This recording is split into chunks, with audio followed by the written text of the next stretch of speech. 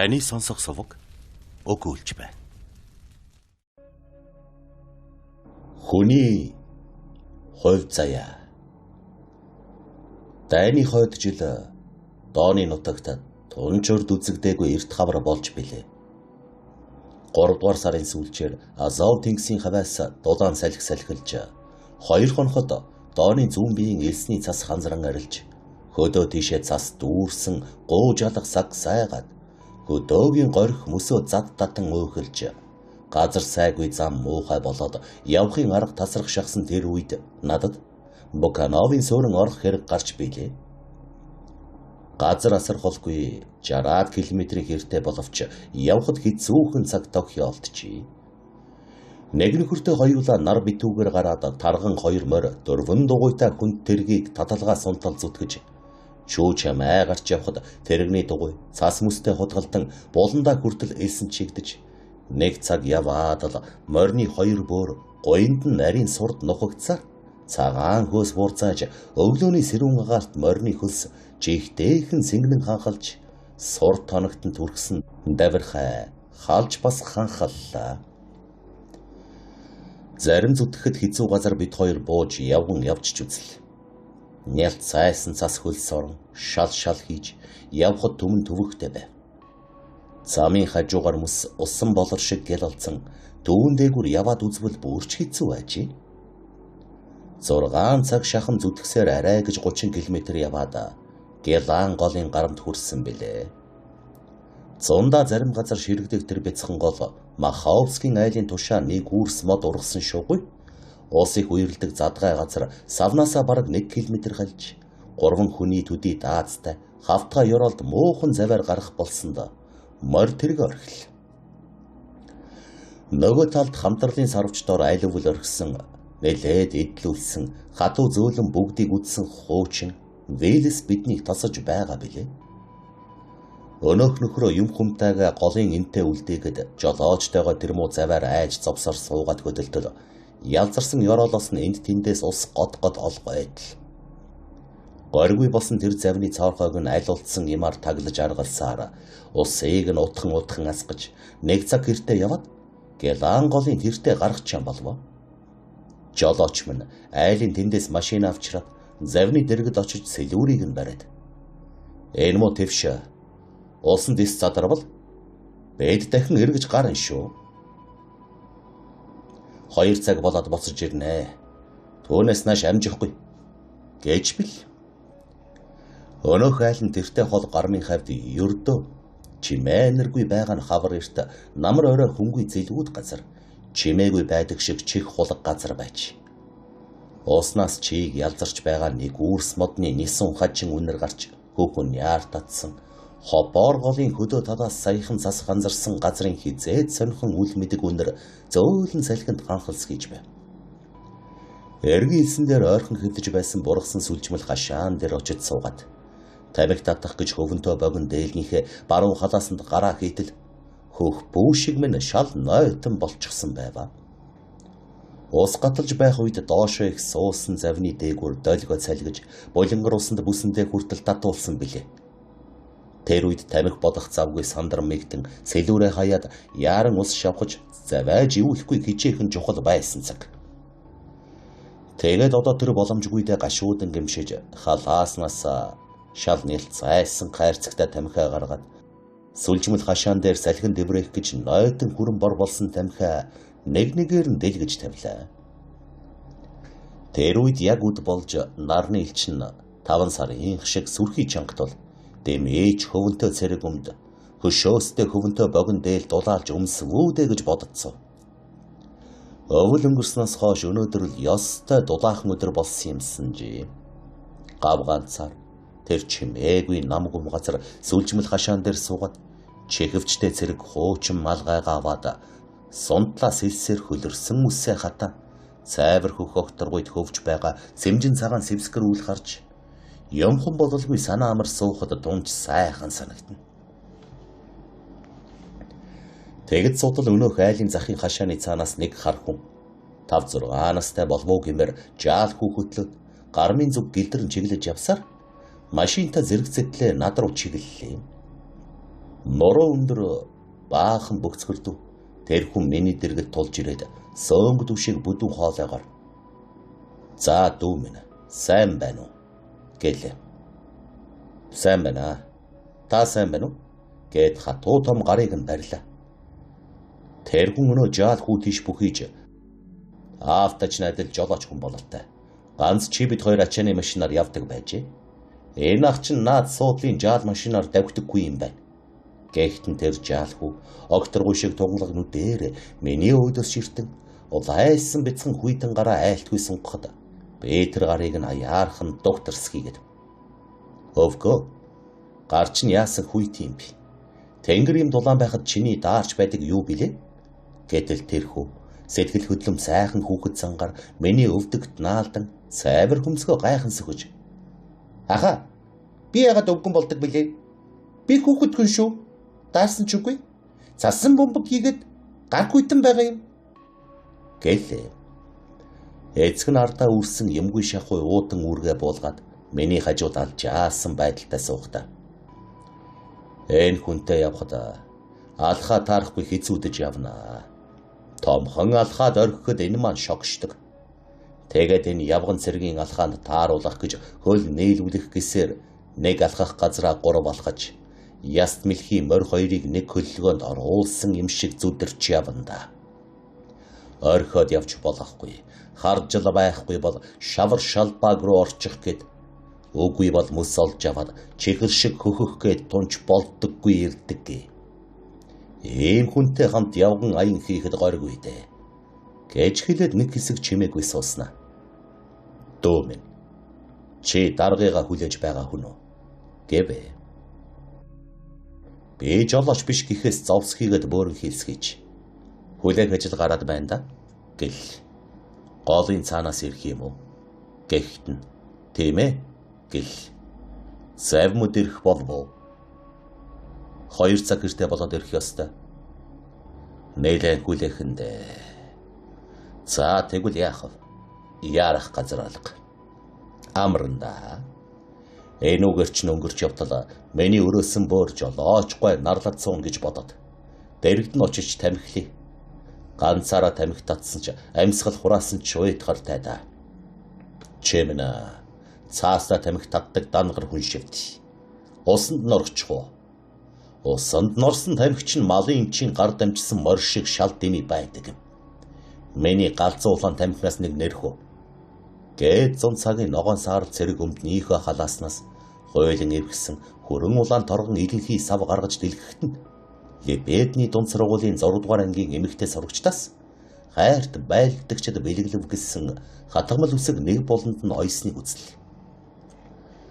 Галзуу хатуу азуугаас нь ороож татаад хоёулаа нилээн уттал чимээг өсв. "Та хүүтэйгээ хаа хүрэх гэж энэ шавар шавхай дундуур яваа хүн бэ гэж асуу юу гэж бодтол тэр хүн уртж. Чи дайн дуустал залуур мушгсаар явсан уу гэв. Бараг дуустал нь явсан. Байлдааны газар уу? Тийм ээ. Ээж бас тэнд зовлонгоор нэмэглэн цоортол эдэлсэн хүн дээ. Гээд том гихчийн бараан гараа өвдөг дээрээ тавиад бөгцөсгийн суугаа. Хажуугаас нь хараад миний дотор баахан айгүй болж билээ.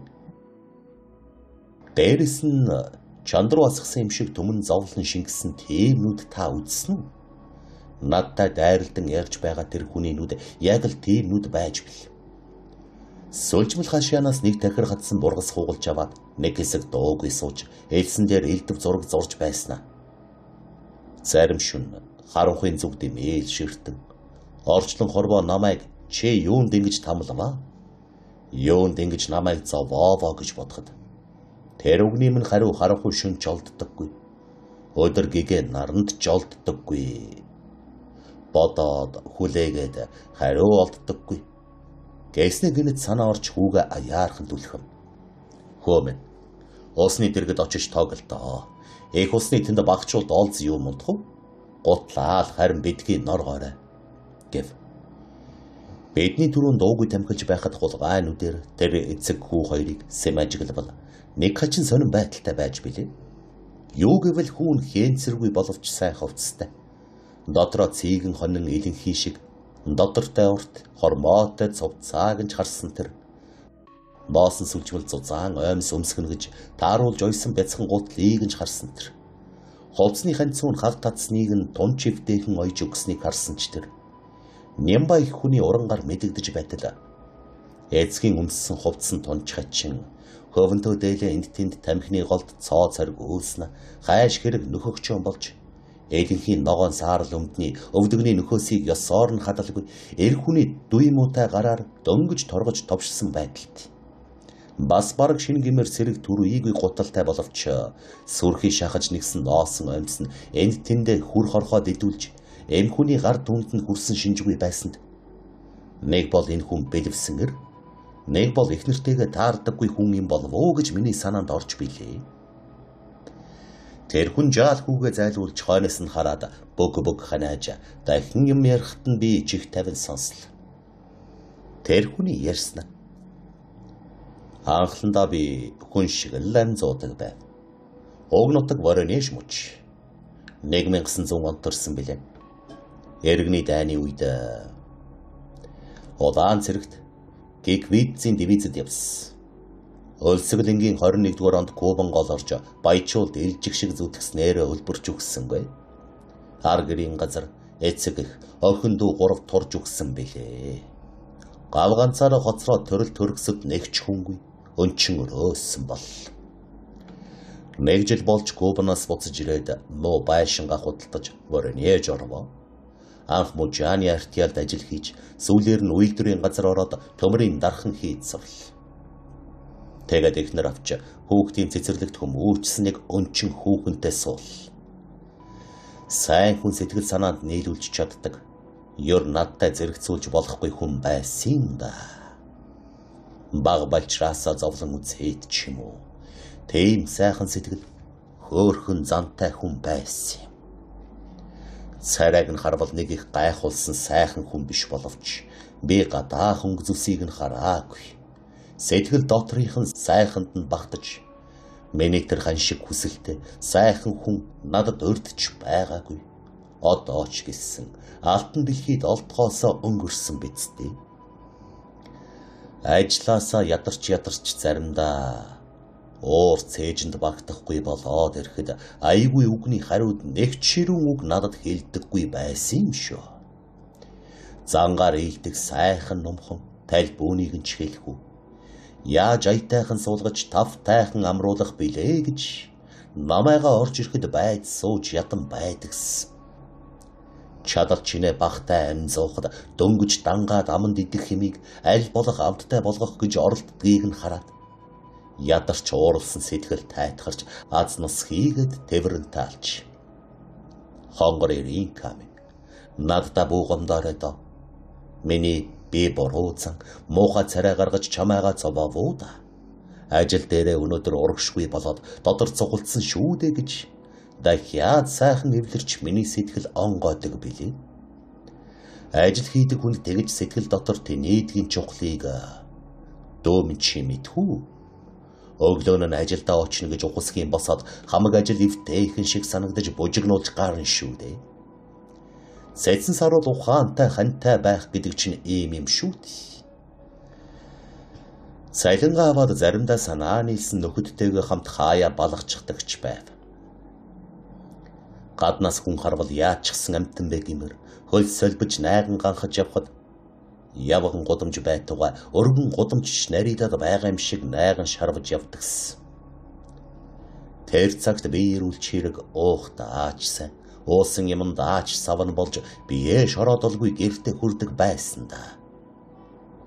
Заримдаа гэрийнхээ ойр хүрээд нэгдүгээр араага залгадаг ч удаа тохиолддог байв. Нэгдүгээр араа гэж мөлхийг хэлж байгаа хүн шүү дээ. Тэглээч гэсэн намайг хараач зүгтдэггүй, хэрүүл шууган үдүүлдэггүй.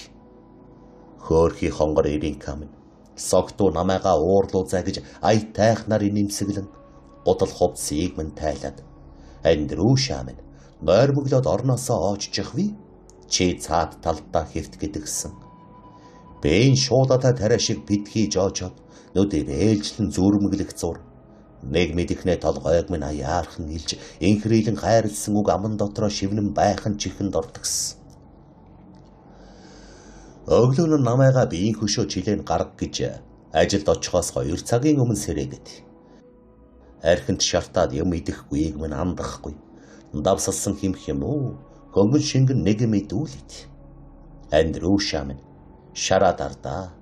Дахиад уусны хэрэг алга гэж өнцөг талдаа шилэн хундгаар хараа ирэх нэг оочулдаг билээ. Тэгэж үнэн санаанаасаа миний төлөө санаа зовж байхад яалаа гэж би дахин арх уух вэ? Оксныг нь оочоод уг дуугийн нүдэрэл баярлах сэтгэлээчлэн нэг таалан үнсээд ажилдаа очдөг бай. Согтун хөлчүү надад баахан зөрүүг хэлээд аашилж загнадагсан болоо. Бэж нь арх уусныхаа хойд өдрөнч гисэн дахиж арх ууж согтуурахгүй яах вэ? Тэнэг эмтэй айлд тиймэрхүү л өөдгүй байдгийг би олон үзсэн дээ. Тэгсхийгэд бид бүр үр хүүхэдтэй болж анхлан нэг хүү гарч 2 жил болоод 2 охинтой боллоо. Тэгээд ирэхэд архиныхаа найзаас холдонгон тасарлаа. Олсон цалингаа бүгдийг нь гэртээ авчирдаг болов. Ар гэрийн ам нэмэгдэж арх уухаар биш болж бүтэн сайн өдөр нэг том аяг шар ариг уугаад л зогсдог болов. 22 дугаар онд машин дэх хорхоотой боллоо. Жолоодод сураад ачааны тэрэгний жолоо мушигдэг болоод үйлдвэрийнхээ газар эргэж ажилмааргүй тэрэг барих тунч аятайхан санагдаж нэг мэдэхнээ 10 жил зүүч шиг өнгөрдөг байж. 10 жил чи яах вэ? Настай хүнээс та насаа яаж өнгөрүүлсэн бэ гэж асуувал яасныг нь ч мэдээгүй байтал нэг мэдэхэд л өнгөрчихсөн гэхвэ.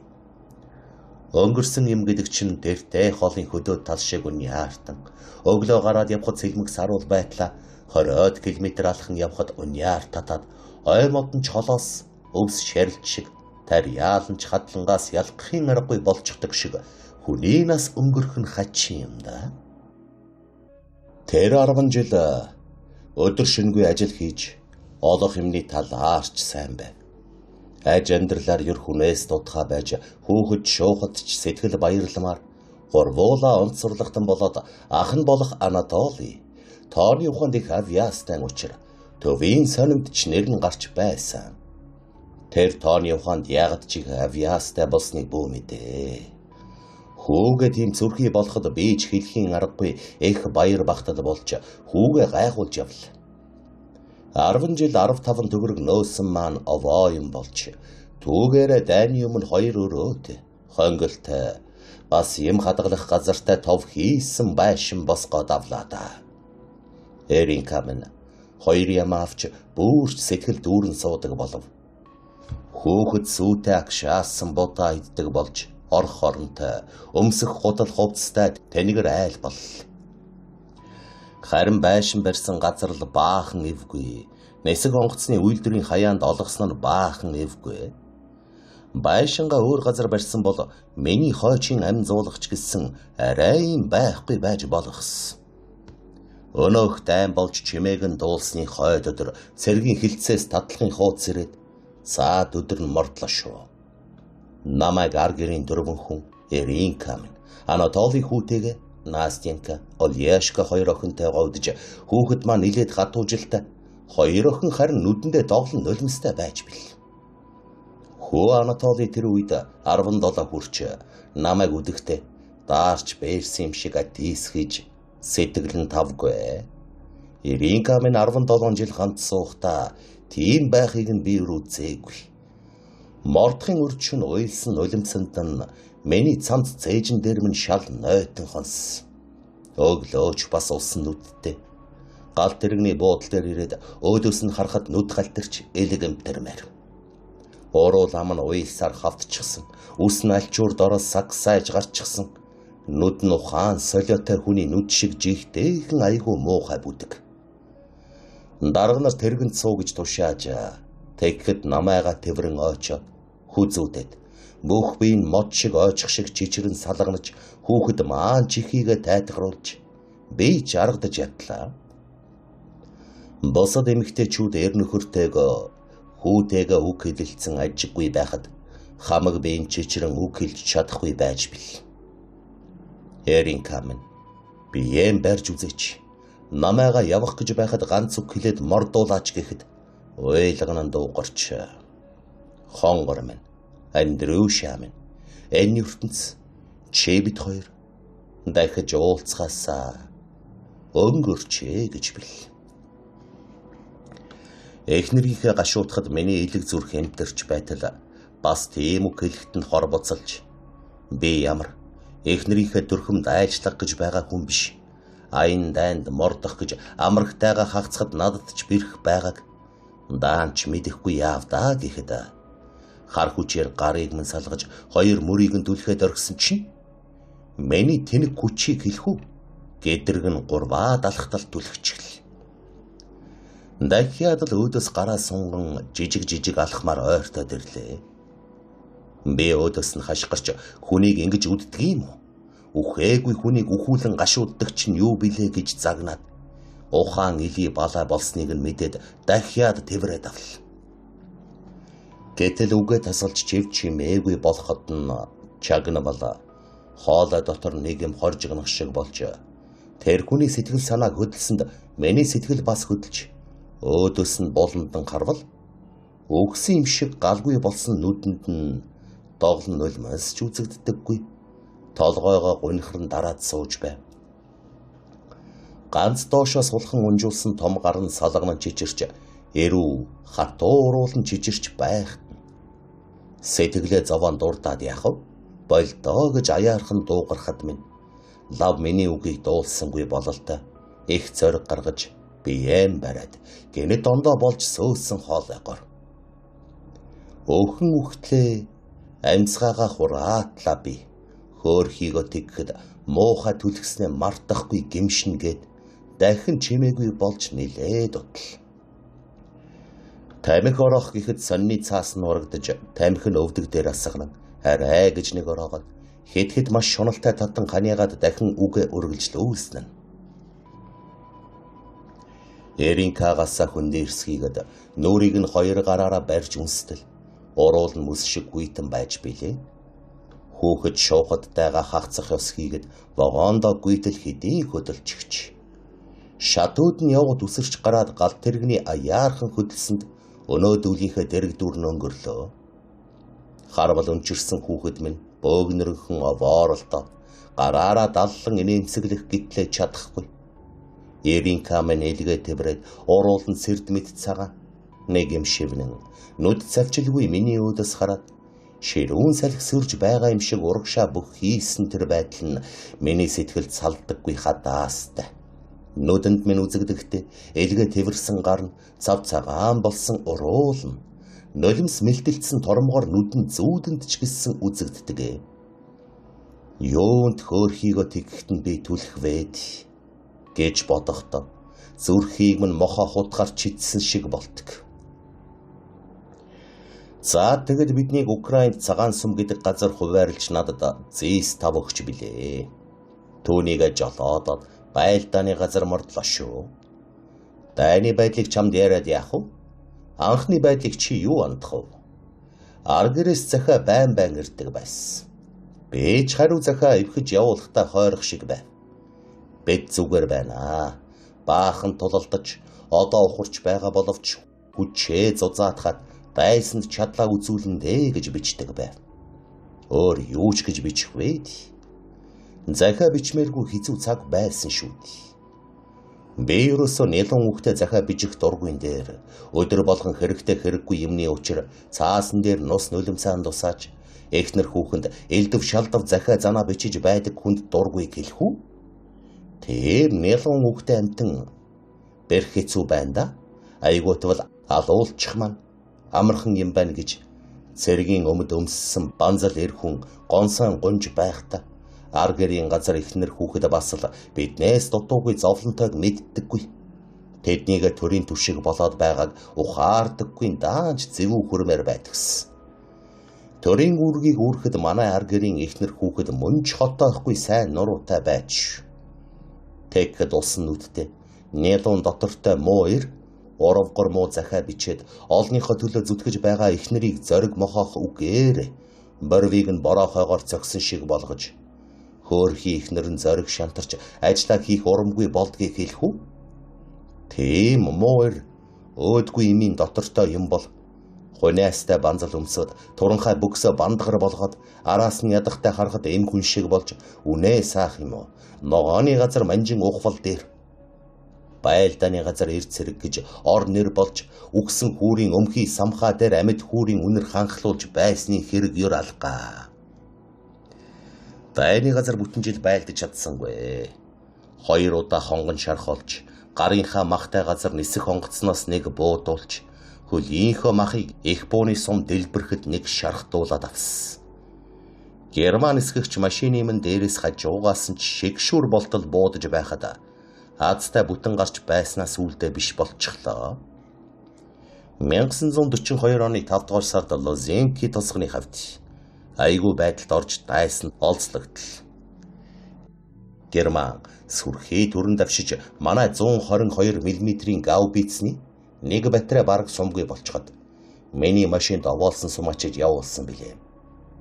Сумачхад цамцаа ардаа наалттал ачилцаад байлдаан ойртож зүүн талаас хэнийхэн юм бөөмөд танк нэжигнэн баруун талаас буу тажигнаж урдаас буу тажигнэн хэншүү хэрвс хаанхалж эхэлсэн.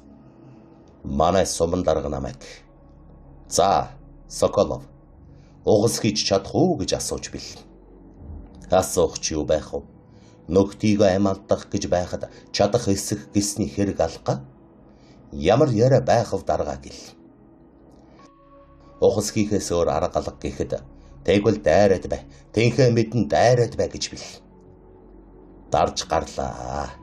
Хүн болсоор юр тийм ширүүн давхиж үзээгүй.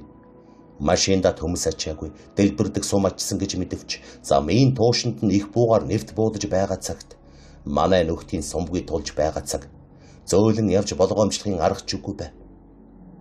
6 км давхаад батарей байсан жалга орох гэж замаа салахын даваан дээр. Бүүцэгт манай явган зэрэг замын бэлчний 2 талаар улаа бодорч дээрээс нь мин зад бууж байв. Яадаг билээ. Эргээд буцалтай биш дээ гэд хийж гарав. Батарей хүртэл километр хэртэй ойртод салаа зам руу ортол нөхөд дээр хүрэх ховгүй байжээ. Хоолын тусгалд их бууны сумал миний дэргэд буучихсан бололтой. Дэлбэрхийг нь ч мэдсэнгүй. Толгой дотор нэг л юм зад үсэрсэн шиг болоод ухаан алдчих. Яаж амьд гарснаа мэдсэнгүй. Замын хажуугийн гуунаас 8 м-ийн газар хичнээн ч хэвтснээ бүү мэд. Ухаан ороод босох гэсэн толгой түрүү бүх бие чичигнэн таталтаад нүд харанхуйлж зүү мөр шажигнэн 2 хоног юу дайралцсанаар бал буулсан юм шиг хамаг бие жигтэйхэн болчихжээ. Элгээрээ хөвтө тарчилж чүү чамаа өндийн босоод яасан ийснээ ч мэдэхгүй. Тарих толгой эргээд дахин хөвтгээс босож чадалгүй өөхөх болов уу гэж айдас хүрээд салхинд ганхаж байгаа өлиас шиг найган ганхан байсаар ухаан орж гин.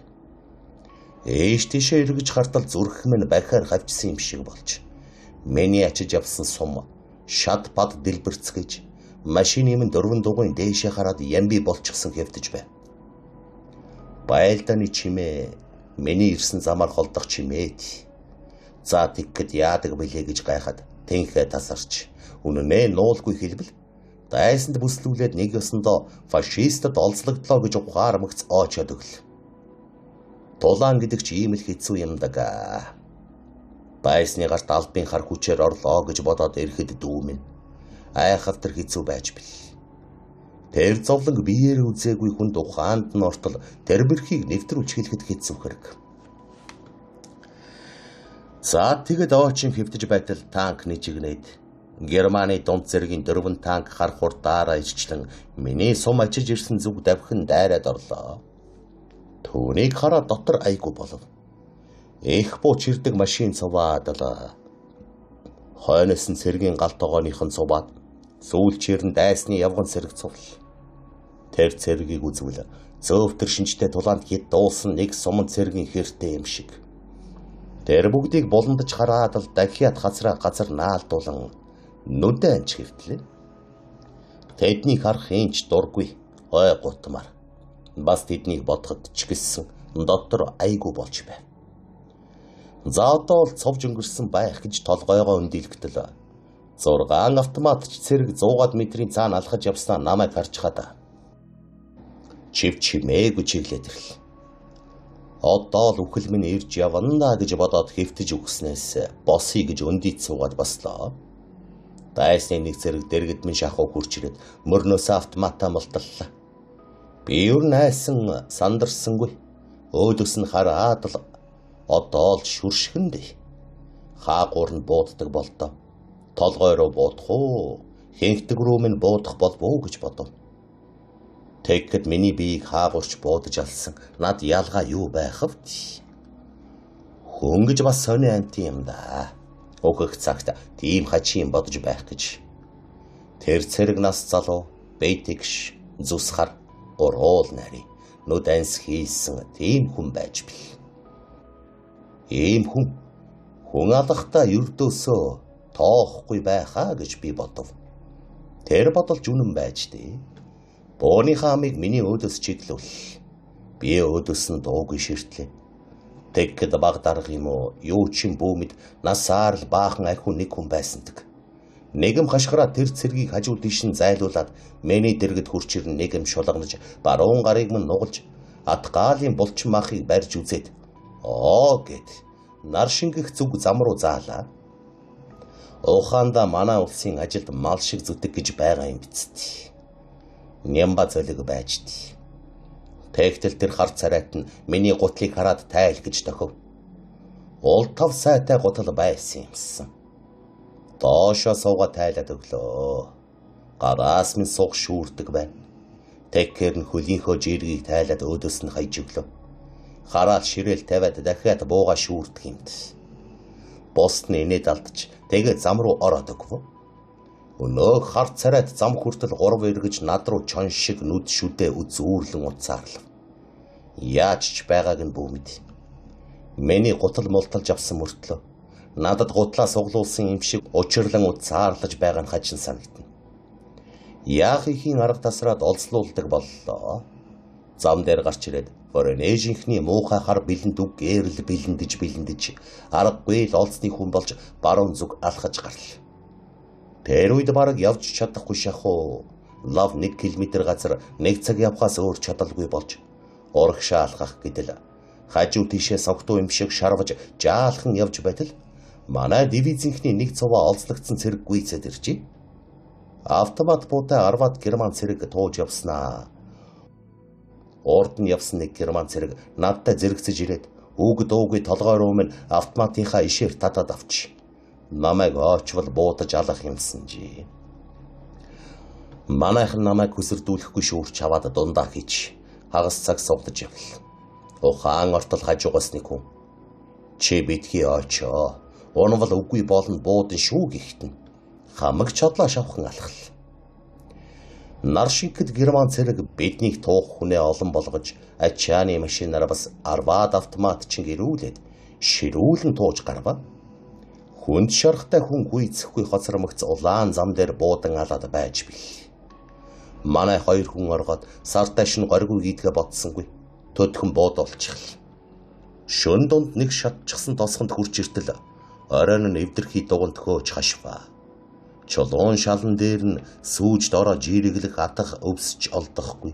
Бед цөм шинээлгүй. Өмд замцаараа дэвсэх юм алга. Зарим маань ганц цуу ямбуу дотуур цамцтай болчихсон байна. Их төлөв нь баг дарга нар байж бил. Жагсаалын цэргээс ялгарахгүй гэж гадуур хувцс цамцаа хайцгаас бас их бууны цэрэг тулаанд халууцаж цамцаа тайлсан чигээрээ баригдсан байж билээ. Шон ширүүн бороо ороод бид шал нойтон болж сүмийн орой их бууны хүнд сум юм уу? Нэсэх онгоцны бөмбөгөнд ахуулчихсныг хэлэхүү. Тахилын газарч гисэн борооноос хорогдох газаргүй хэлэхүү. Хотонд хашуулсан хон шиг л хонлоо. Шон нэг хүн миний гараас татаж нөхөр та шарахтаагүй биз гэж асуув. Чи яах нь? Миний шарахтаа шарахгүйгээр гэхэд би цэргийн эмч хүн. Тэгээд асууж байна гэв. Зүү мөрмийн шархирч өвдөх хавдхан тэсхийн аргагүй гэхэд тэр хүн зоригтойхон. За цамцаа тайлж нүцгэл гэхэд би цамцаа тайлж тэр хүн гарыг минь нарийнхан хуруугаараа барьсанд мөрмийн өвдөхийг хэлэхүү. Шүдэ хавраад Чи хүний эмч биш, малын л эмч юм да. Юунд хүндүр газрыг өвтгөж намайг ингэж зовоолдоо гэхэд тэр хүн миний гар мөрийг барьсаар уцаарлаж. Доогүй бай. Олон юм битгий донгос. Одоо бүрчих өвдөн шүүгээд миний гарыг угц таттал нүднээс минь улаан гал цахилах шиг болов. Сэхэ ороод чэмо фашист намайг яаж байгаа юм бэ? Миний гар нийцраад байхад ингэж угц татдаг чинь юу билээ гэсэн чинь. Тэр хүн аяархан инээгээд би чамайг нөгөө гараараа нам зодох болов уу гэж бодсон. Чи номхон хүн байна шүү. Энэ гарч нийцраагүй. Тулгарсан тул оруулсан билээ. Одоо өвдөх нь гайгүй болж байгаа биз гэв. Нээрэж өвдөх нь дороо намдаж билээ. Баярсан чин сэтгэлийнхээ үгийг тэр хүнд хэл. Тэгтэл тэр маань харанхуй цаашаа бас л явж шарахтай хүн байна уу гэж асууж явсан. Ёстой доктор хүн гэж л ийм л байдгийн байна да. Хүний гарт ороод харанхуй шин олонд тус хүргэх эрхэм үүргээ гүйцэтгэдэг байж шүү. Тунж тахгүй хонож билээ бид ч. Өдгөн шингэн мөр харж болохгүй гэж биднийг тууж явсан цэргийн дарга тэр сүмд биднийг хоёроор хөөж оруулахдаа хэлсэн юм. Тэгвэл гайдаарч манайхны нэг сүвсгтэн хүн мөрөө үзэх гэж бие барьж тун тисхийн аргагүй болоод ирэхэд сүм дугныг би яаж бузарлах юм бэ? Бээж нь Христос шашинтан хүн шүү дээ гэж уйлж билээ. Манайхан горгүй улс шүү дээ. Зарим нь инээж, зарим нь харааж, зарим нь ингэдэг гэж дооглож бүгдээрээ инээдэн болтол сүулдэ биш болов. Тэр хүн хаалга догшоод гарч мөрөө харах гихтэн фашист үүдээр нь ширвэн буудаж дэрс үсэгтнийг бас 3 хүнийг алаад нэгийг нь хүнд шарах дуулсан өглөө болоход үхсэн билээ. Алуулсан хүмүүсээ тэндээ нэг дор хураагаад чимээгүй сууцгааж муухай юм үзэж эхэллээ гэж бодлого болов. Тэгэж байснаа шивэр авир ярилцаж нутаг усаа мэдлцэж яаж олзлогдсноо хэлэлцэж харанхуйд нэг салааны нөхөд нэг сумангийн бие таньдаг хүн нэг нь нэгийгээ сургалан асуулцаж эхэлвэ. Тэгтэл миний дэргэд шивэр ярилцаж байгааг сонсвол нэг хүн маргааш биднийг цааш нь туухын өмнө жагсаагаад комиссар, коммунист намын гишүүн еврей хүн байна уу? Гэж асуувал салаан дарга чи бие битгий нуу дэми шүү. Цамцаа тайлч хайвал жагсаалын зэрэг гэж үзнэ гэж бодвол тэр худал шүү. Би чиний төлөө хариуцлага хүлээхгүй чамайг хамгийн түрүүнд зааж өгнө. Чи коммунист намын гишүүн хүн. Намайг бас намд ор гэж ухуулж байсан хүн. Одоо хийсэн хэрэгтэй эзэн бол гэж миний ойр сууж байсан нэг хүн хэлж бил. Цаанаас нэг залуу бололтой хүн хариу үг хэлэхдээ Грижнев чамайг би өөдгүй дотортой хүн гэж боддог юмсан. Бичиг үсэг мэдэхгүй учраас намд илсэхгүй гэхэд чинь бүрч тусгүй санагдаж байсан да. Тэгсэн ч чамайг дайсны талд урвах хүн гэж би ер бодоогүй билээ. Чи 7 жилийн сургууль төгссөн хүн шүү дээ гэхэд нөгөөх нь салаан даргада залхуурсан янзаар. За төгссөн чи яадгийн бэ гэд нэлээн удтал чимээгүй болсноо. Дууг нь чагнавлаа. Салаан дарга Кришнер нөхөр минь намайга дайсанд битгий зааж өгөлдөө гэж аяархан хэлв. Өнөөх нь нэгэд нөхөд чинь тэртээ ард талд хоцорсон да. Би чамд нөхөр болохгүй. Яаж ч гуйсан чамайг зааж өгнө. Хүн аминдаа хайртай байлгүй яахав гэд чимээгүй болчихсон юм. Тийм нэнжин сэтгэлгүй хүн бас байдаг ажээ гэж миний дотор авцас гэж билээ. Муу нохо чамайг дайсанд даргыгаа барьж өгөх юм бол энэ дугнаас чамайг амьдаар гаргахгүй. Сэг шиг хөлөөс чинь чирч гаргуулна гэж бодлоо.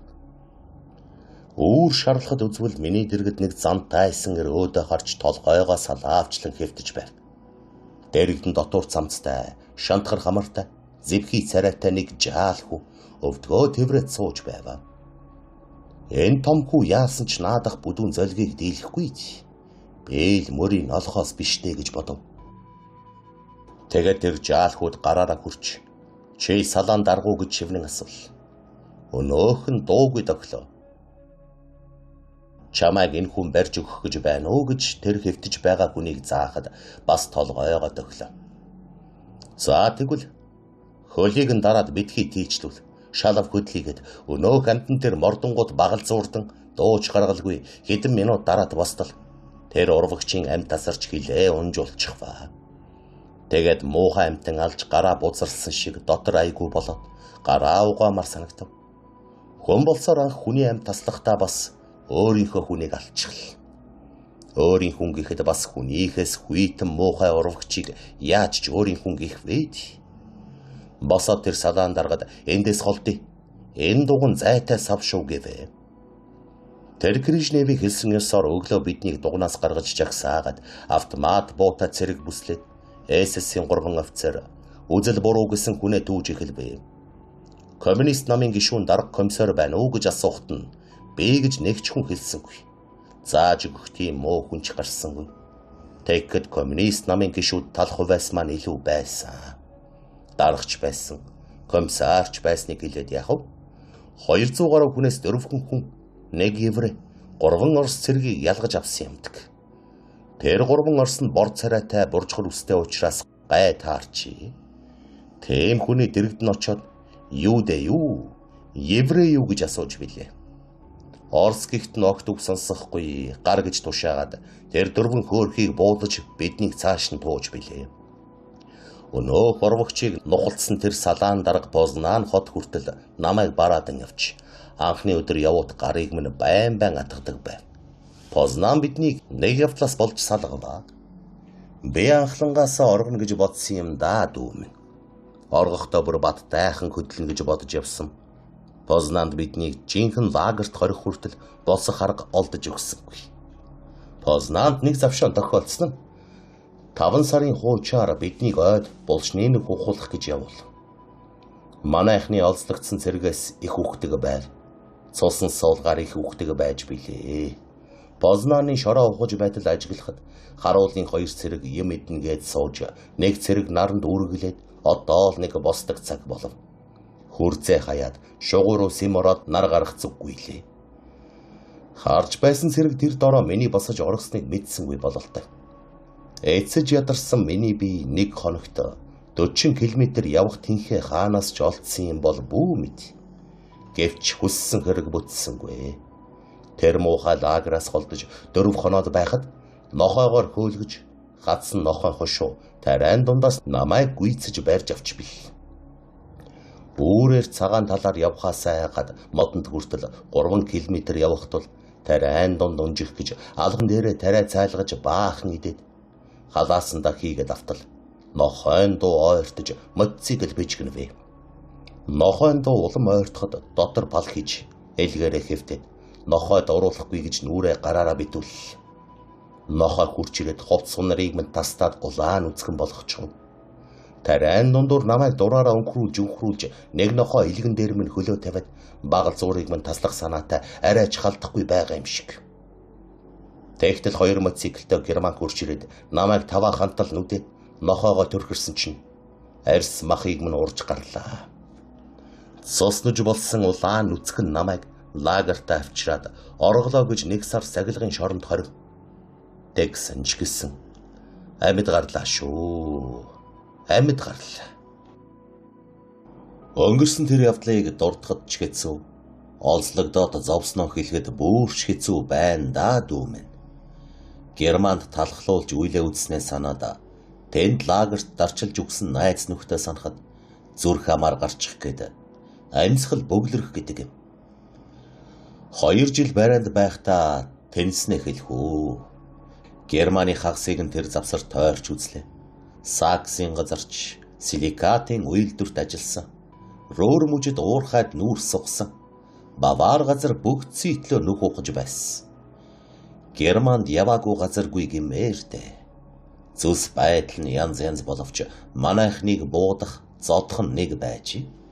Зодохдоо тэр түмэн амтны хараал идсэн харгисууд даан чадтай юм а.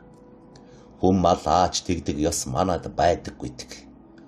Зодож өгүүлэх гэж хүнийг цус нүжтөө цацаж өөхөг гэж хамаа намаагүй зоддог байсныг бодвол Германд хүн шатаадаг зуух нь бидэнд хүртэхгүй дутсан юм билүү дээ. Хоол нь хаяагүй адил модны үрцтэй холсон талхны оронцог 150 г манжин нэлт цайдал чансан ус өгч зарим газар буцалсан ус олдох, зарим газар хар усч олдохгүй байж билээ. Бодоод үзэлтэй. Дайны өмнө би 86 кг татаж байсан. Намар нь 50-аас хэтрэхгүй болж яс арс болсон. Ясаач даах тэнхээгүй болоод байхад ажил хий гэж шахдаг. Бас шахахта ачааны морины даамгүй ажил хий гэж шахдаг байж билээ.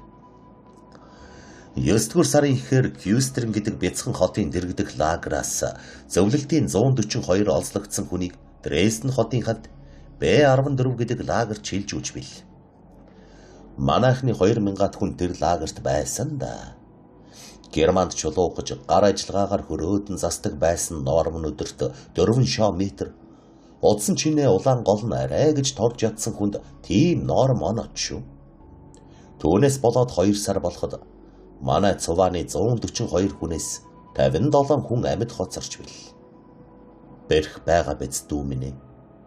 Өгсөн хүнээ оршуулж дийлэхгүй болтол бас Сталинградыг Герман эзлээд цаашаа Сибирь рүү төрж байна гэж цуурхал гарч зовлон дээр зовлон нэмээд нуруу тэнийх аргагүй ажиллуулахад харь Герман газрын нүхэнд орж өгмээр байж бил. Лагерийн манааны цэрэг өдөр болгон архиуж, дуудуулж, баяр хөөр болцгоолж байсан цаг. Нэгөр ажилласаа овоохоо байшиндаа буцаж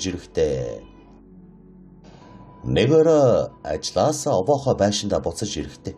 Өдөржин усан бороонд норж Хүйтэн салхинд даарч шүд тачигнан бэвч хувцаа хатах дулаацах аргагүй үхтлээ өлссөн хоосон нойтон амтан байв. Орой бидэнд хоол өгсөнгүй. Уранхаа нойтон хувцаа тайлаад ганзан дээр хаянгууд эднүүд өдрийн 4 шометр норм тогтоох шахаж байхад бидэнд 1 шометр нүх ухвал ясаа тавихад элбэг шүүдэ гэж хорсон хэлсэн чинь. Манайхан дотроос хов хушуу өргөдөг өөдгүй амтан байж л тий. Өнөө лагерийн комендантад миний тэр гашуун гомдолт үгийг уламжилчихжээ. Комендант нь өнөөдүүлийн хэлээр лагер фюрер гэдэг. Мюллер хэмээх герман хүн байсан бил. Нуруугаар намхан зузаан амтан байж билээ. Хамаг юм цайвар, үсэн чиг цайвар, царайн чиг цайвар, хөмсөг сормуусан чиг цайвар, бүлтийсэн нүдэн чиг цайвар. Орсоор чи бид хоёр шиг ярьдаг. Ярихта яг ижил мөрнийхэн шиг А, Г, О гоогоор дуудаж бас бэлэндэж хараахта тунц сүрхий. Яаж тийм бэлэн сурсан юм бэл? Блок гэж нэрлэдэг. Биднийг оргондог муу байшингийн өмнө манийг жагсаагаад СС-ийнхнээ дагуулан жагсаалын урдуур явахта баруун гартаа хүн зотход хурууга гимтэхгүй гэж туулган жирэг хийсэн бэйли зүгэд хөндийхэн барьж жагссан хүнийг 1-2 гэж 2-р тутмыг намалдаглан цусалдаг байжээ. Тэгж зодхийгоо ханиаданд хамар тажигнахаас сэргийлэх арга гэж нэрлэдэг байв. Өдөр болгон хүн зоддог байсан. Лагерт 4 блок гэдэг байшинтай. Өнөөдөр 1-р блокийнханд сэргийлэх арга гэвэл маргааш нь 2-дугаарт, нөгөөдөр нь 3-дугаарт гэж дэс дараагаар нь бүтэн сайн өдөр гэж ялгахгүй зоддог нямба золиг байж бил. Тэгэхдээ тэр манд нэг л юмны ухааныг бодож олсонгүй. Манийг зодохдоо уур хүргэх гэж жагсаалын өмнө 10 минут биднийг хараач дөмнө зүйлээр бэлэндэхтэн. Хараал юм боловч үг нь манай хэлний үг юм даа гэж бодоод нутгийн зүгээс чөлөө салхи татсан шиг болдгсон. Тэр амтан Орос хараал нь бидэнд аятай байна гэж мэддэг бол Германаар аал хараахсан байх. Миний нөхдөөс ганц л Москвагийн нэг хүн тэр хараал тавихт нь их уурлаж. Энэ амтныг харааж эхлэхэд нь би нүд айнаад чагнахта Москвад засепиад шар айргийн газар сууж байгаа шиг санагдан тав тайхан уугсан гэд тэсхийн аргагүй дур хүрч наадхаас ч болж толгой эргэн алддаг гэсэнс. Тэр комендант миний өнөөх шометр дурдж хэлсний маргаадar намайг дуудаж билээ. Орой 2 цэрэг дагуулсан хэлмэрч орж ирээд Соколов Андрей гэдэг хэмбэ гэж би бэнгс чамаа комендант ноён дуудчих. Бидэнтэй яв гихт нь дуудвал алах гэ биз гэж бодоод нөхөдтэйгөө салах ёс хийх. Алуулах нь гэж бүгдээрээ мэдж би ч санаа алдаад явж өгл. Лагерийн хашааны дотор алхаж явахдаа од харж. Заурдынхаар Андрей Соколов. Лагерийнхаар 301-р тоот гэдэг чинь би. Зовлонгоо доол бархан дэ гэж бодож явахдаа Иринкига өр хүүхдээ санаад хайрлаж тэгсэр дотор баахан ууж орч. Бууны ам өдөөс харахта эр цэрэг хүн шиг зоригтой байх хэвээр дайсанд муугаа үзүүлж үхэхтэй аминдаа хайртайгаа үзүүлээд яах вэ гэж бодов. Комендантын байранд цонхон дээр цэцэгтэй Ай тайхан цэвэрхэн манайхны сайн клубд орсон юм шиг. Лагерийн дарга нар ширээ тойрон суугаад 5 хүн Шампс гэдэг герман арх ууж гахайн өөхөөр даруулан ширээн дээр нь мундаг том шилтэй арх, талах, гахайн өөх, дарсан алим янз бүрийн лаазтай хоол байв. Тэр олон идэ 100 шүзээд дотор базалж хүн өнөмшөхгүй айгу боллоо. Хүний иддэг хоол үзээгүй, хоосон ойтон явсаар сайхан хоол үзэхэд дунч хачин санагдаж бил. Дотор муухай болсноо арай хийж дараад ширээн дэрх тэр хоолноос нүдээ гар хүчээр салгалаа. Миний өмнө улаан зээрд болчихсон өнөөх Мюллер сууж байв. Гар буугаар тоглож нэг гараасаа нөгөө гартаа хаяж миний өөдөөс могоо шиг нүдээ завчилгүй хараад суусан байв. Би мажик тавхаа тас хийтэл номхон зогсоод өндөр дуугаар. Олзлогдсон цэрэг Андрей Соколов, комендант ноён таны тушаал ёсоор хурч ирлээ гэхэд. Цаар Сиван өдрийн 4 км-ийг ихэдлээ гэж юм уу? Гэхдээ ихэдгээр барахгүй комендант ноён минь бас илүүч гарах байх гэл. Тэгвэл чиний хүүр болоход 1 км хүрэх үү гэл. Хөрхөр барахгүй комендант ноён минь бас илүү гарах байх гэхэд босоод. За би чамайг ихэд хүндэтгэж ийм үг хэлсэнд чинь өөрийн гараар буудан ална. Энд эвгүй байна. Гадагшаа гараад уучраалъя гэл. Яасан ч таны л дурдаа гэл. Зогсож бодож гар бууга ширээн дээр хаяад нэг аяга дүүрэн архиж жаахан талхан дээр гахаан өөх тавиад Орсева өөхийнхээ урд герман цэргийн ялахын төлөө нэг уучих гэл. Арх цуушийг нь авснаа. Тэр үгийг сонсоод галаар хайруулсан шиг дотор зарсгийч. Орс цэргийн хүн герман цэргийн ялахын төлөө уух гэж юу? Ноён комендант. Чи бас яах санаатай байна? Өөхөх мөр ганц болсон хойно чиний тэр арх дайж тэр, архгүй ийж тэр гэж бодоод гидэргэн ширээн дээр арх талхаа тавиад арх барьсанд баярлаа. Би уг нь уулдаггүй хүн гэлээ. Тэгэхэд нэмсэглээд манай ялалтын төлөө уух дургүй юу? Тэгвэл үххийнхээ төлөө уу гэвэ. Надад алдаж хохирох юу байх вэ? Зовлонгоос салж үххийнхээ төлөө уундаа гэд. Аягыг нь авч 2 оочод шавхаад зуушинд нам хүрсэнгүй. Уруулаа алгаар ай тайхан арчаад арх барьсанд баярлаа. Явида комендант ноён минь. Алдаг барьдаг бол миний бие бэлхэн байна гэхэд өөдөөс минь ажиж. Чи үххийнхээ өмнө 100 шидэд ам хүрлдээ гэхтэн. Нэг аяга арх уугаад би 100-нд ам хүрдэггүй гэл. Тэгэхээр бас нэг аяга арх хийгээд өглөө. Өнөөхийг нь уучгаад сүр бадруулж бас 100-нд ам хүрэлгүй. Гадаа гарч ам алдахынхаа урд согтодлоо нэг уугаад үцье гэж бодлоо. Комендант цайвар хөмсгөө шуугаад Орс Иван чи яагаад 100-нд ам хүрэхгүй байна? Зовох юмгүй. Цохоод бай гэлээ. Тэгэхдээ би өнөөх хэлдэг үгээ хэлж. Уучлаарай комендант ноён минь. Би 2хан аяг уугаад 100-нд ам хүрч сураагүй гэлээ. Өнөөх маань хацраа булцаалгаа түргэн инэж германаар юм түргэн хэлж найздаа миний үгийг дамжуулсан болол та.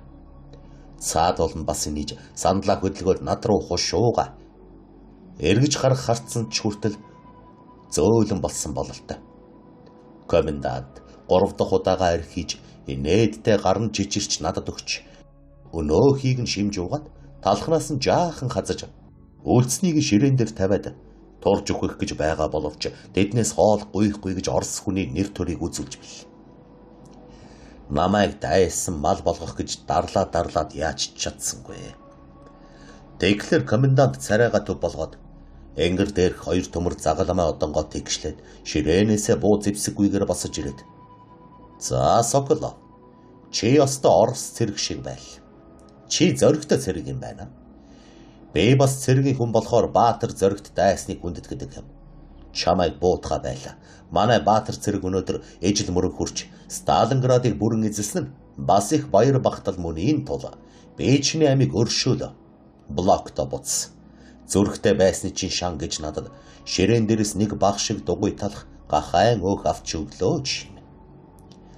Талхыг нь тас тэврээд өөхийг нь солгоо гартаа атхад хэрэг гинэт ийм болсонд сандарсандаа баярлаач гэлгүй үүдэн тийш зүүмөрөө дагаад эргэж гарахтаа Араас минь хоёр тал хооронд сумшааж энэ талх өөхийг нүхтэд минь хүргүүлэхгүй болов уу гэж хардаж бодтол харин ч гин болсон. Эрлэг энэ удаач гэсэн миний хажуугаар хүйд татуулан өнгөрч билээ. Комендантынхаас гадагшаа хүн шиг гараад гадаа салхин шал чийтлаас огтж байранд оронгууд ухаан алтан очил. Манайхан бүрэнхийгээр сэрээгээд за юу болов гэж асуув. Комендантын яаж иж байсныгаа санаж олоод ярьж өгөл. За энэ идэх имийг чинь яаж хуваах вэ гэж ханзан дээр миний дэргэд байдаг хүн асууж хоолон чичирч бил. Бүгдээр тэгш хуваанаа гэл. Үүр цайлгаж байгаад бүх утсаараа талах өөхөө хуваахад гомбөрт шүдэнсний хайрцагны дайтай талх оногдож уйрмгийг нь ч хайлгүй хуваагаад гахаан өөх улаасаа баг юм. Урал тосдох төдийхэн л оногдож бил. Гэсэн ч гомдолгүй тэгш хуваасан да. Удалгүй бидний хамгийн чирэг 300-аад хүнийг намгийн ус хуурайлах ажилд явуулаад тэндээс руур мужид уурхад явуулжээ. Тэнд 44 он хүртэл байлаа. Манайхан тэр үед Германыг намалдаглаж фашистууд олсны бидний гол хоож байж нэг өдөр бүх тэр өдрийн ээлжийн хүнийг жагсаагаад гаднаас ирсэн нэг ахлах дислэгч хэлмэрчээрээ дамжуулан цэрэгт буюу өмнө нь жолооч явсан хүн урагшаал хаад гар гэхэд жолоо мушгиж явсан 7 хүн бид гараад өглөө. Бидэнд хуучирсан жолооч хувцас өгч цэрэг дагуулan Потсдам хот оруулж ийш тийш цацаж намайг Тодд гэдэгт оноол. Тэр нь Германы зам хориглолтын барилга эрхлэх нэг албан газар шүү юм бэ. Опл адмирал гэдэг тэрээр армийн хошууч цалтай нэг инженерийн жолооч боллоо чимэн. Айхавтар өөхөлж үзээлсэн фашист байсан да. Нуруу намхан гэдэс зүдгэр өргөөшөө өндрөөшөө эгэник хэмжээт. Бокс нь мундаг эмийн бокс шиг бандгар урдаасаа зах дээр нь 3 давхар өөхөн атраа ирүүт. Шилэн хүзүүн зузаан гихчийн 3 нуглаа өөхтэй. Миний бодоход тэр амтан 3 пүүгээс доошгүй цэвэр өөхтэй байсан байх.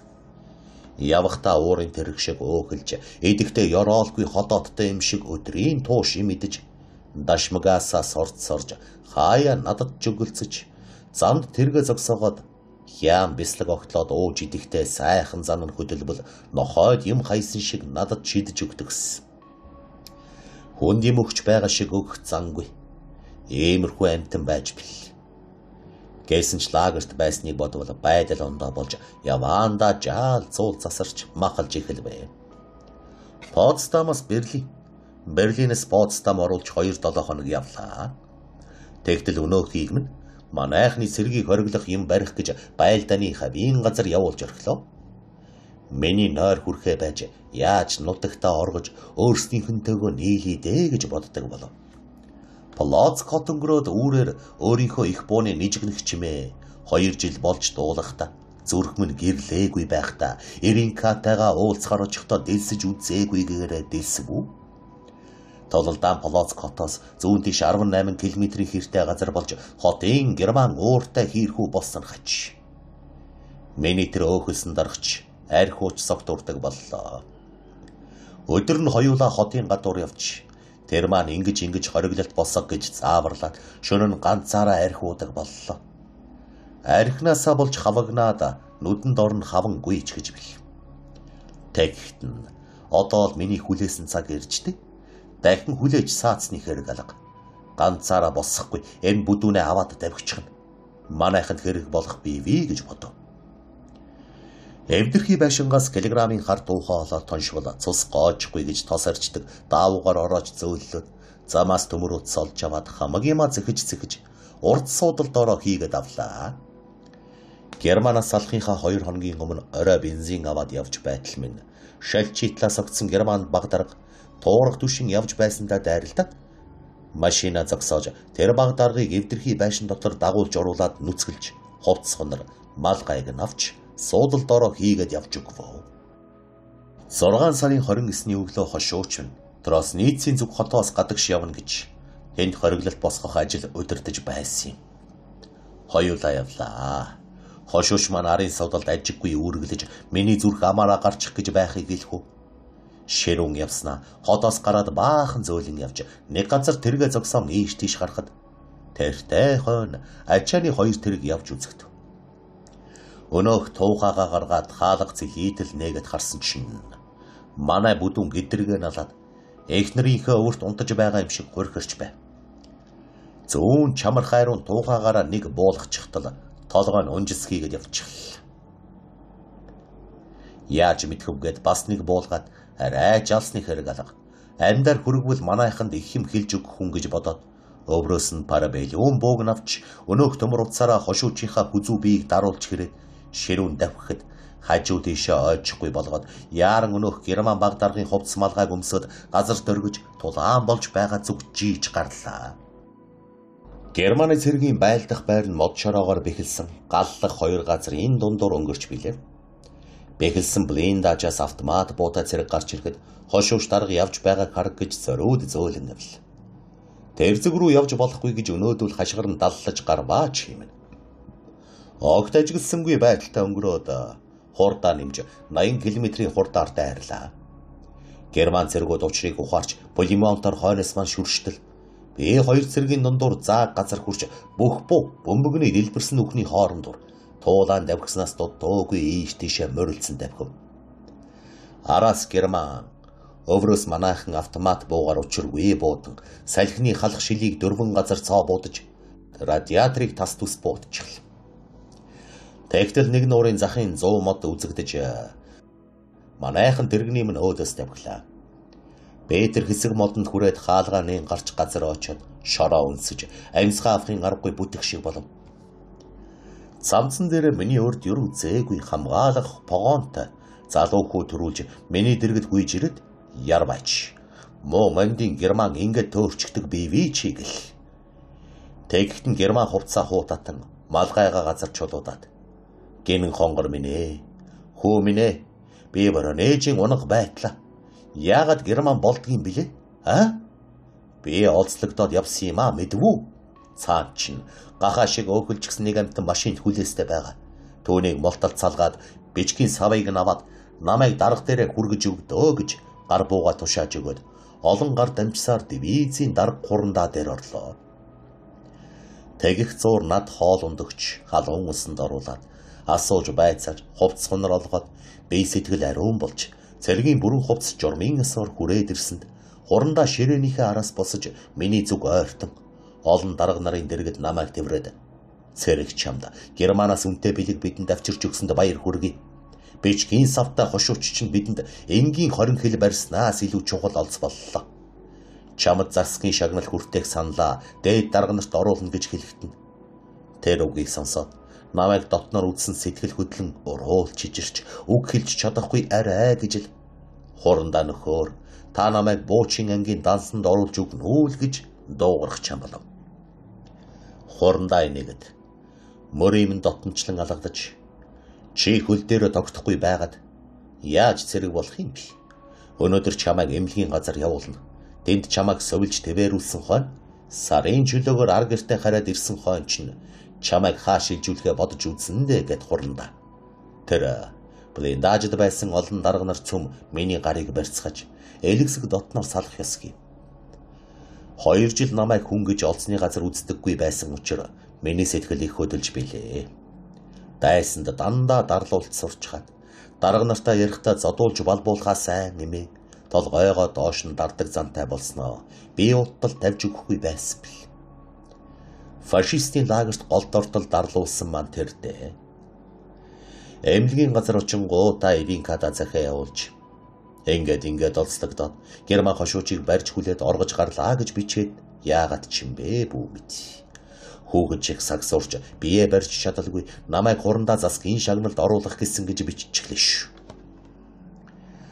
Тэгэд 2-7 хоног идээд унтаад л байв. Нэгмөсөн ихээр идвэл өвхөн шүү гэж доктор хэлсэн учраас жаалхнаар ойрхон хооллуулдаг байсан тул нилээд тамир ороод 2-7 хоногт хоол аманд орхоо байл. Гэрээс хариу захиа ирэхгүйд дотор айгүй болж идэх уухч доргүй, нойр хүрэхгүй, сэтгэлд дандаа муу юм ороод болж өгөхгүй. 3-7 хоног дээр бороо нээжс нэг захиа ирч. Иринка бичээгүй. Манай айл сахалт юм уу чам? Иван Тимофеевичээс захиа иржээ. Бүүцэгт. Амт хүн тийм захиа бүү аваг. 1942 оны айл 6 сард Герман тэр нисэх онгоцны үйлдвэрийг бөмбөгдөд нэг хүнд бөмбөг яг миний муу гэр дээр тусчихсан. Эринка охидтойгоо тэр үед гэртээ байсан юм байна. Оргүй хумхын тоос болоод миний муу овоохон оронд нэг их нүхэл үлдсэн гэж биччихье. Тэр захаа гүйцэд уншиж чадалгүй нүд харанхуйлаад зүрх агшаад тавигдж өгөхгүй юм шиг гол харлаад орон дээрээ хэвдэж баахан дотор онгойхлоор өнөөх захаага гүйцэд үзэл. Анатоли тэр бөмбөг тусах үеэр хот ороод эзгүй байснаа. Орой буцаж ирээд гэр орноо нүх болчихсныг үзээд тэр шөндөө дахин хот орж манай саагалтын нэрхэнд сайн дураар цэрэгт орж дайнд мордно гэж хэлээд явсан юм гэж айлын маань хүн бичиж билээ. Дотор онгойн агшсан зүрх тавигдж чихэнд цус шуугаад ирэхэд галт тэрэгний буудал дээр Эринка минь надтай хагцахтаа их зовж байсан санаанд ороод энэ ертөнцид дахин улаан нүрээ үзэлцэхгүйгээ сэтгэлээрээ мэджилдээ. Тэгэхэд миний түлхтг нь юу билээ? Гэр оронтой айл болох гэж олон жил оролцсон минь ганц мөсөн агшин зур товрог болж газар дээр ганцаараа үлдчихдэг ийм л амт юм даа би. Миний нөөдгүй амьдрал гэж юу зүүд юм биш байгаа. Олзлогдож явахдаа шөнө бүр Эринкатайгаа хүүхэд шуухадтайгаа дотроо ярьж миний хойноос хөөрхий тамин бүү зовдоо. Би ч биерүүл амьд минь буцаж дахин нүүр уулзах хамтрах цаг бий гэж санаагаа засаж тэдэнтэйгээ ярилцаж байсан шиг бодож байсан минь аль хэдийн үгсэн хүнтэй ярьж байсан шиг болох нь. Гэжгэлээд надад явдлаа ярьж байсан тэр хүн нэг хэсэг дуугүй болоод огцомхон намхан дуугаар. За дүү минь. Нэг тамхи татчих. Дотор бүтээд байх шиг байна гэж хоёул тамхи татлаа. Шар усны үер давхуулсан модонд тоншуул тоншиж нэг өөрсний хатсан хөлгийг өрхөн хонгор салхи хөдөлгөж өндөрхөх огторгүй үүл цагаан далбаагаа дэлгээд явж байсан юм шиг хэвээрэл хөвж байсан боловч хормоогийн хавар цагийн түмэн бодис дэлгэрэн амьдралд амьд юм хизээд байхын их үеэст бэлдэж байсан зах хязгааргүй дэлхийн ертөнц тэр чимээгүй болсон гонигт үед миний нүдэнд шал ондоо үзэгдэж билээ. Дуугүй сухад хэцүү болоод за тэгээд яасан юм бэ гэж асуутал дуртай дургүй. Тэгээд яах вэ? Хурандаа надад 1 сарын чөлөө олгож 1-7 хоноход Воронежд хүрч явган гэлдэрсээр айл гэр болж байгаа газараа хүрч очлоо. Бүсэлхийгээр татсан өндөр шарилж галгай ургасан газар. Улаан зэв болсон устай нүхний аман дээр хүрч очиход үхээрийн газар шиг чих хулга чимээн хүн амтангүй дотор тунч айгүй байлаа даа дүү минь. Зогсож шаналж галт тэрэгний буудлын руу эргээд алхлаа да. Нудагта нэг цагч байх зүрх алга. Тэр өдөртөө дивизтэй буцлаа. 3 сар болсон хойно үүлэн цаанаас сар гяс хийсэн шиг надад баярын мэдээ дуулдаж хүүгийн сорог гарлаа. Байлдааны газараас захиа ирсэн нь ондоол нэг байлдааны газар байгаа бололт. Миний байгаа газрыг манай саахалтын Иван Тимофеевичээс мэдээд авчи. Анхлан их бууны сургуульд ороод тооны ухаанд авиастан тэнхэрэг болж 1 жил болоод сургуулаа онц төгсөж дайны газар очиж одоо Ахмад цолтой боллоо. 45-ийн бодрыг даргалж байгаа. 6 одон медальтай гэж бичлээ. Аавасаа юу гарч гисэн давуу болж дээ. Тэгэхээр би тэсгэлгүй баяр хөөр болж яалаач гисэн миний хүү Ахмад бас батрын дарга боллоо. Горгүй дээ. Бас өдөө төдий одонтой боллоо. Муав нь Стубекер машинаар их бууны сум зөөж байгаа нь яах вэ?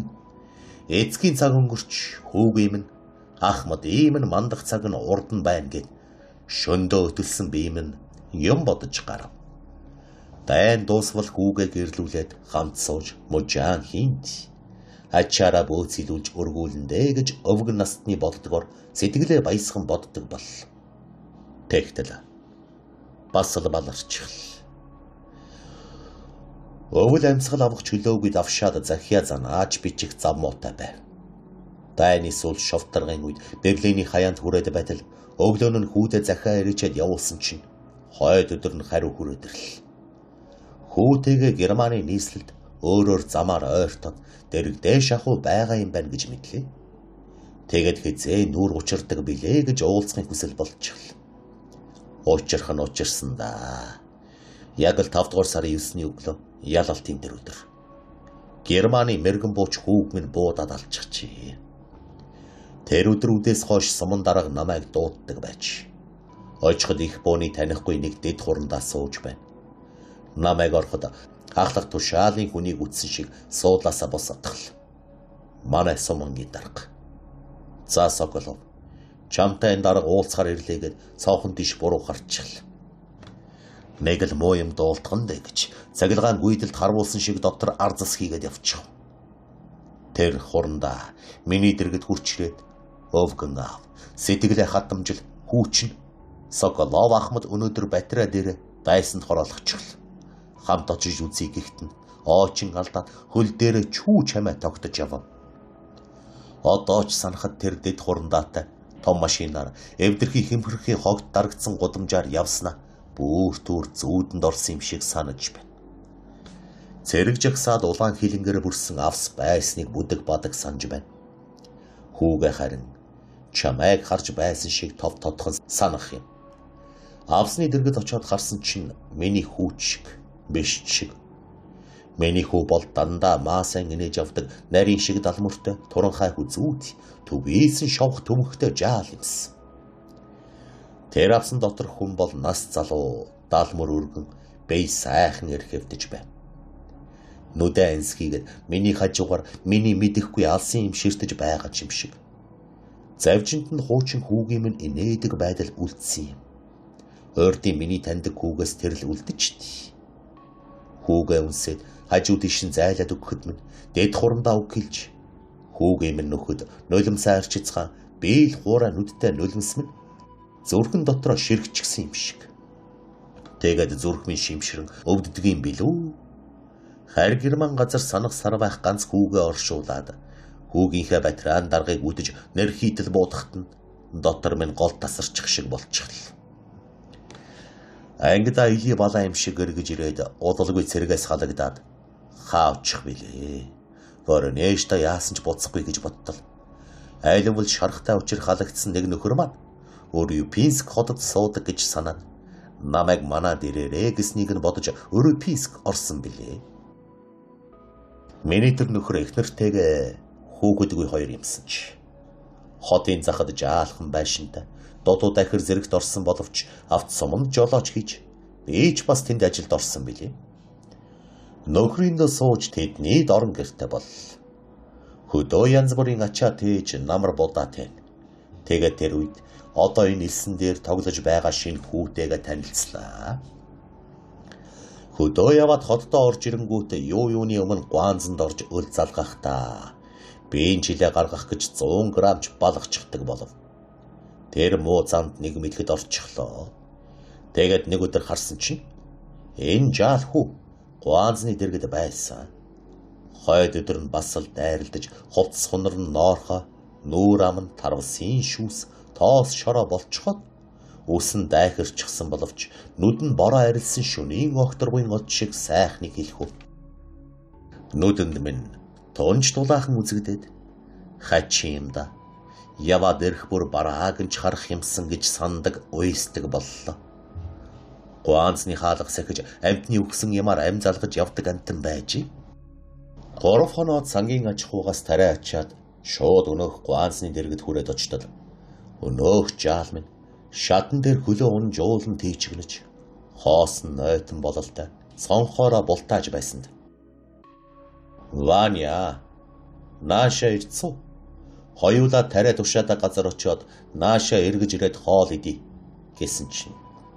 Тэр жаал цочоод шатнаасаа хусхийн буугаад миний тэрэгний гიშгүүр дээр гарч "Аахта намайг Ваня нэртэй гэж яаж мэдвэ?" гэж аяархан асуугаад намайг юу гэж хэлэх бол гэж нүдэ бүл дийлхэн харахад нь би юм их үтсэ хамаг юм мэддэг хүн шүү гэл. Тэр жаал хүү баруун талд гарч би хаалгааны дэрэгдээ суулгаад хоёулаа явлаа. Бууцгаа дөрвөн жаал юмс. Тэр үед нэгэн бодцоход дээшээ шамарсан урт сор муус дороос байн намайг харж санаалдаж явахыг нь хараад эрхийн чинээ биетэй Ийм жаалхан амтан бас санаа алдаж сурчсан нь балчир жаал насандаа яаж байгаа нь тэр вэ гэж бодоод аав чинь хаан байдаг вэ Ваня гэл. Дайны газар үгсэн гэж шивнэг хэлв. Ээж чинь хаан байна гэхэд бидний явж байсан гал тэргэнд бөмбөгөнд алуулчихсан гэл. Та нар хаанаас явж байсан улс билээ гэхэд мэдэхгүй мартчихлаа гэд. Хамаатан төрлийн хүн энд бий юу гэхэд үгүй гэлээ. Тэгвэл чи хаа хондгийн бэ гэхэд аль л дайралтсан газар хондог гэл. Дотор минь уярч элэг эмтрээд бид хоёр дор дороо зовлон идэлж явснаас энэ жаалыг өргөж хүү болгоё гэдэг бодол төрж дотор минь дороо онгоож тэр жаал хүүгийн зүг бүхийж аяархнаар. Ваня, чи намайг хэн гэж бодож байна гэлээ. Тэгэхэд амьсгаагаа шахан гаргасан юм шиг хэмбэ та гэж асуулаа. Би чиний аав чинь шүү гэж аяархан хэлээд орхисон чинь. Тэнгэр минь. Өөдөөс минь ухасхийн хүзүүдэн тэрч хазраам духыг минь үнсэн кабин дотор хангинтал нарийнхан өндөр хоолойгоор жингэнэж хонгор аав минь би мэдж байсан юм. Намайгаа олж авах юм гэж би чамайг мэдж байсан.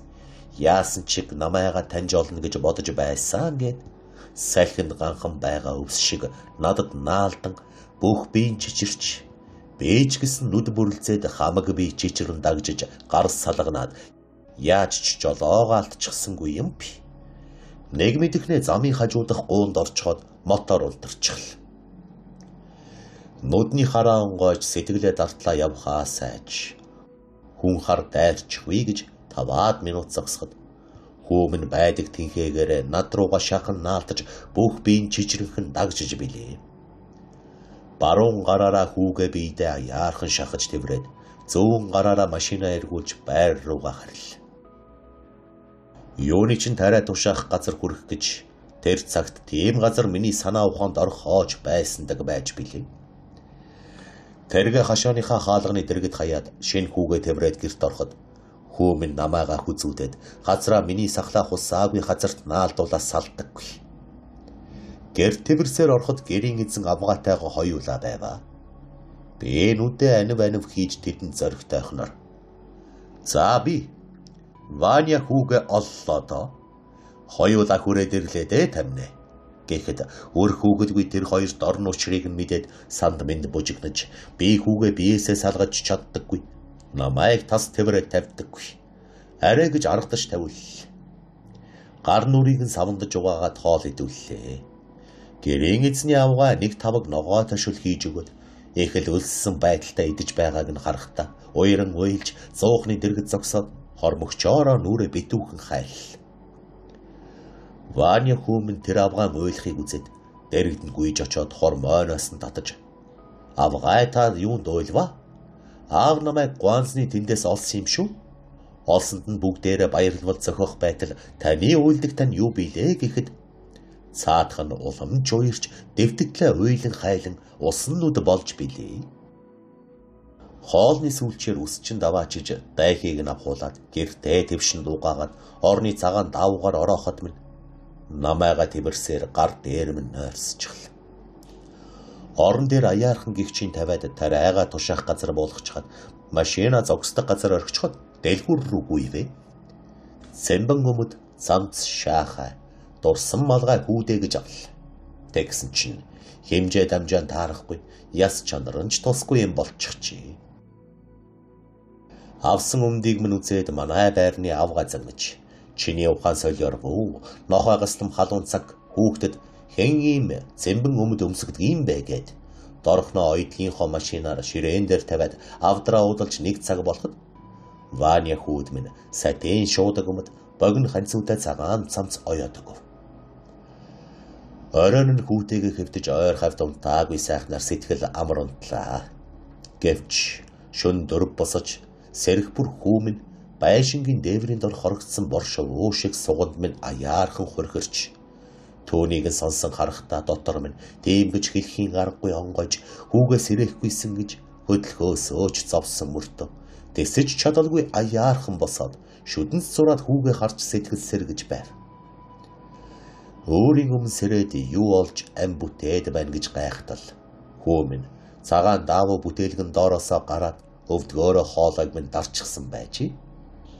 Хамт хэвтгэд тийчгнээд эвгүй боловч сурчхаад ганцаараа унтаж чадахгүй болов. Шөнө өрсөж байхад нь хараад илж үсийг нь үнсээд орхиход сэтгэл дүүрч дотор минь зовлонд дарагдан хатчихснаа дэвтэж зөөлрөх шиг болдог байв. Анхлан машинаар намайг дагаж явдаг байваа. Тэгтэл арай тэр нь горьгуун байна гэж бодлоо. Би ганцаараа бол яах вэ? Талхны нэг болон давстай нэг сонгон л байвал над шиг цэрэг хүн өдрийн хоолтой болох нь тэр. Жаал хүтэрн зохихгүй. Сүү олж өгөх хэрэгтэй. Өндөг чанаж өгөх хэрэгтэй.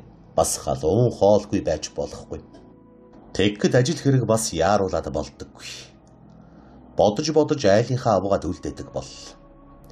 Анхлан зүрхэлж үлдээсэн чинь үдэш болтол уйлаад орой тариа тушаадаг газар сэмхэн очиж намайга тосох гэж харанхуй шүн болтол хүлээж бил.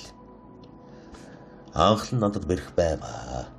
Нэг өдөр их ядраад гэрэлтэйг игээтэйгээр нилээд эртхэн хэвцсэн чинь хөө минь бор шоу шиг дандаа жиргэж шулгнаж байдаг. Тэр өрөө дуугүй болчихч. Чи юу бодоод чимээгүй болчихвоо хөө минь гэсэн чинь өөдөө хараад аава чи савхин дээлээ яасан юм бэ? Би хүн болсоор савхин дээл өмсөж үзээгүй хүн дээ.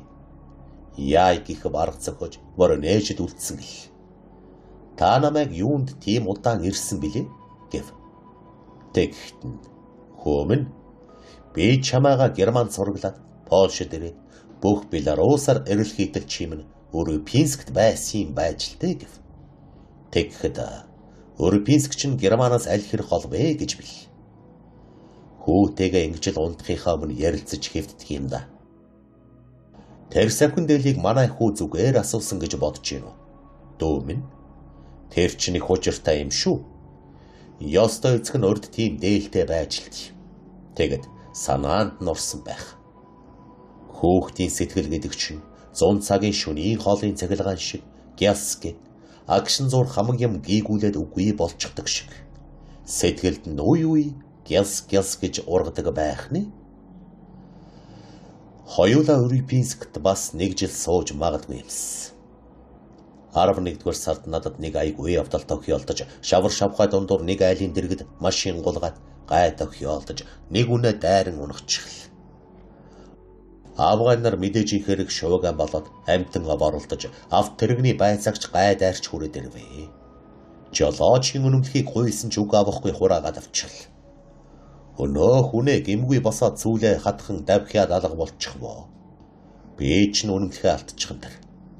Тэр өвлөө мужаан хийж сүүл тийшээ урд хамт алб хааж байсан нэг нөхөртөөгөө загтлаар харилцаж тэр хүн танаа мужид Кашар районд жолооч хийдэг юм. Намайг ирж нэг хагас жил мужаан хийвэл мужаанаас аргацсан жолоочийн үнэмлэх олгонд хүрээдэр гэж бичсэн билээ. Тэгээд хүүтэйгээ хоёулаа хоёр бие Кашар районд томлоод аяны журмаар явж яваан тэрдээ гэл. Хүүдэл явахад хэцүү байх та гэхэд минь. Хүү маань хөлөөрөө явхаас нь надаараа үүрүүлж явахыг голддог юм да. Үүрээд явж хүүгээ биеийн жилээ гаргах гихт нь буулгачихдаг. Тэгэхэд замын хажуугаар ишиг шиг тонгоч нь давхиж гүйдэг юм да. Бидний ингэж явах ч яах вэ дүү. Ингээд л болох юмс. Ганц миний зүрх муудаж Поршныг нь солих хэрэгтэй боллоо. Заримдаа тун айгүй оргиод нүд харах хойлох юм. Унтаагаараа үхээд хүүгээ айлгачих болов уу гэж сэтгэл зовдөг болсон. Бас нэг зовлонгоо хэлбэл өнөөх талигаач хайртуудаа бараг шөн бүр зүүдэндээ үзэх боллоо. Тэгэхэд би өргөстэй төмөр утасны цаана хоройтой.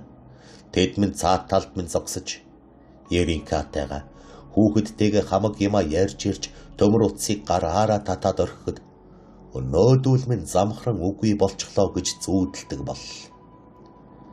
Бас нэг сони юм гэхэд өдөр нь бие тас бариад ёо гихгүй мөртөө шөн сэрхлээр дэрмэн шал нойтон болтол уйлсан байдгаа хэлэхүү. Бидний ингэж хэлэлцэж байтал Миний нөгөө нөхрийн дуу дуулдан сэлүүрээр ус сэлгэж хэмээн дуулдчихъя. Урд танихгүй байсан боловч сэтгэлд минь дотно хайртай болсон саяын тэр хүн босоод мод шиг хатуу том гараа сарваж. За дүү минь. Баяртай. Сайн яваарай. Гэлээ. Таач бас сайн явж кашаарта сайн хүрээрэй. Гэлээ. Ерөөлөөр болтугай. За хүү минь наашир. Завин дээр очие.